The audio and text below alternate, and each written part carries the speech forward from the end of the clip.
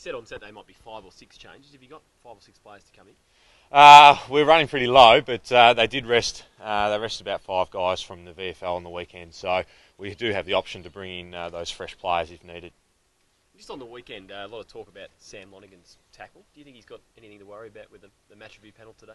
Oh, look, it's hard to know how the match panel review things, but certainly, Sam's, a ball player. Obviously, you never like to have people get injured, and you feel for players who do. But I don't think Sam's intent was to injure the player at all, and he's executed a tackle. Wasn't within the rules in terms of he got in his back, but I don't think the intent was to harm him. Did it set the tone for you guys on the weekend, that action? Oh, no, I don't think so. I think that, we had a game plan coming into the game, and we wanted to execute that, and the challenge to the playing group was being able to execute, and I felt that we did that really well. I don't think one incident would set the tone for the game. I think it was the mindset of the entire playing group. After the game, James put up the fact you were $7. Your former captain said you should have tanked the game. Did that get under the player's skin a little bit last week, that no one was giving you a chance?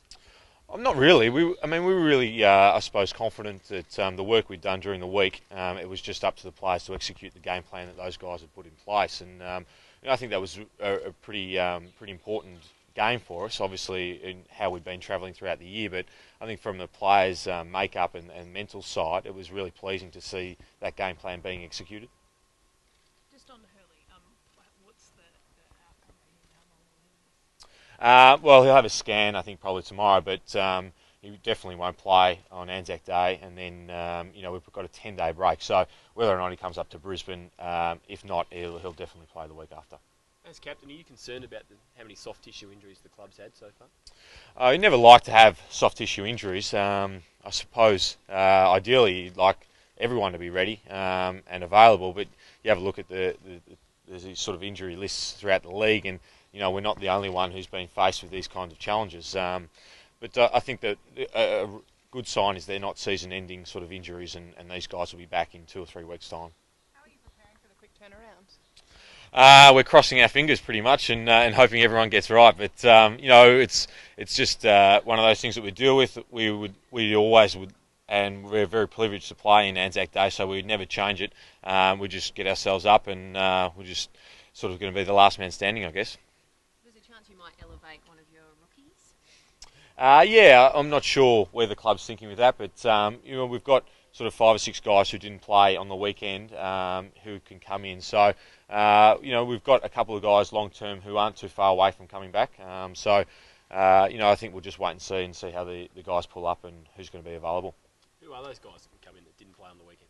So Kyle Remus didn't play, Henry Slattery didn't play, Luke Davis didn't play, Mark Bagley didn't play. So there's sort of 4 guys who could come in straight away. Trav Collier is going to be really close to coming back in as well. So there's 5 guys who could come in fresh, and it's going to be important.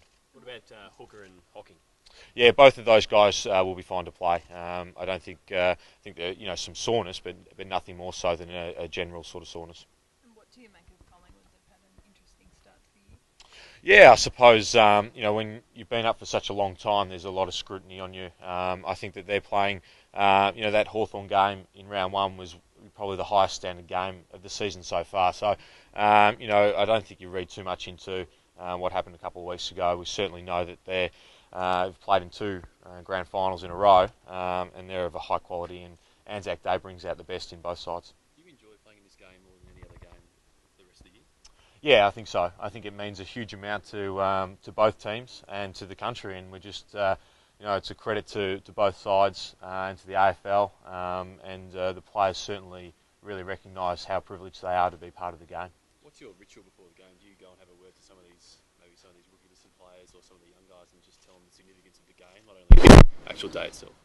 I think that the players are pretty well aware about how significant the day is, not just to the footy environment but to the nation, and I think they all really respect the privilege that we have to play in it. When you run out on the ground, it sort of hits you pretty quickly, and you know that you're in a place that you're pretty lucky to be in.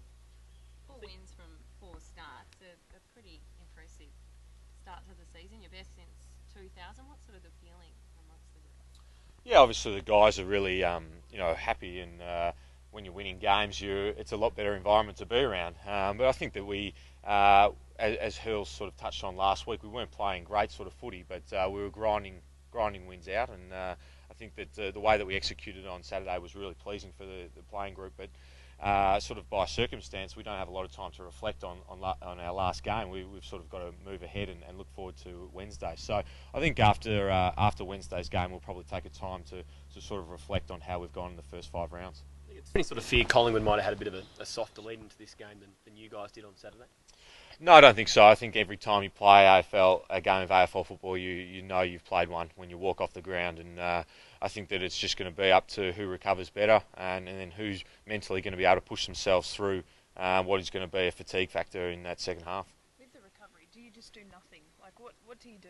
Like, surely you can't train. Yeah, no, I mean it's a very much sort of the recovery phase, which is a lot of hot colds. There's not so much sort of dynamic movement or that sort of thing. It's very much massage and very passive types of recovery methods rather than physically running around.